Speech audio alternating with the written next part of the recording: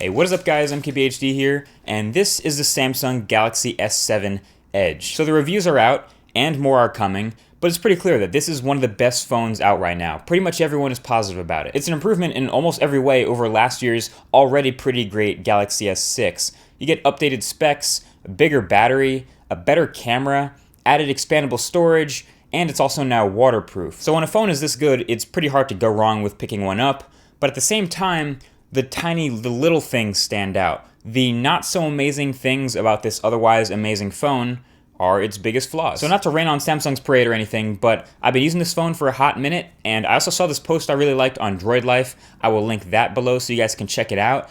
But these are the biggest flaws with what's probably the best phone out right now. All right, so first of all, the fingerprints. This is definitely in a tie with some of Samsung's other smartphones for the smudgiest, fingerprintiest, most reflective, slipperiest phone ever. And even though this is a bit thicker and more well-rounded and better feeling in the hand, there's no doubt I'm going to be putting a skin on this guy before I drop it.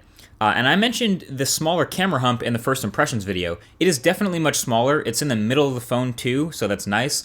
But with the S7 Edge, the display is so wide around the edges of the phone that letters on the keyboard actually do go all the way to the very edge. So it still rocks a little bit if you're one of those people who type with their phone on the table. And depending on the table, it'll probably slide everywhere too. But that's really super nitpicking. This phone is awesome in the hardware department. Most of the drawbacks for the Galaxy S7 will come with software.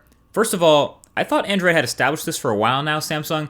Multitasking button on the right, back button on the left, and home in the middle. Not just Nexus devices, but pretty much everyone is on board with that. LG with the on-screen buttons, everyone else with the hardware buttons. What is this, Samsung? This is backwards. Back is always on the left. Why do you keep doing this? Another thing is the app drawer. When you first get this phone, it's pretty much out of any sort of order. The apps and folders are just kind of in there in no particular order. And then when you add apps, they all just go to the end of the list to your last page. A little odd, but whatever.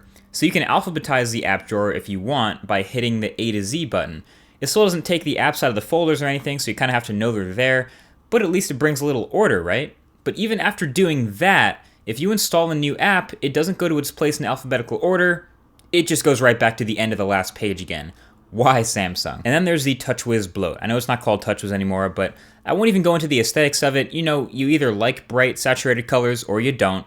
And there's definitely some useful features this time around, especially on the S7 Edge, but when you have 2 email apps and 2 photos apps and several music apps and just a whole bunch of redundant competing Samsung apps out of the box, plus if you get the Verizon version, even more redundant Verizon apps if you get that, it's part annoying, part confusing, but it just gets me thinking even more. If Android plans on getting rid of the precious app drawer anytime soon, this will be even more of a huge pain. So there you have it. On paper, it kind of looks like a list of reasons not to buy this phone, but it's really not. It's just a highlight of how good these phones are getting, and looks like the tiny flaws are standing out so much because of how good this is.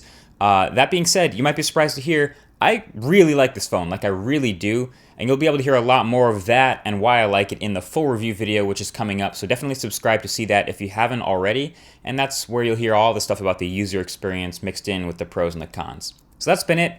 Thanks for watching this one, and I'll talk to you guys in the next one. Peace.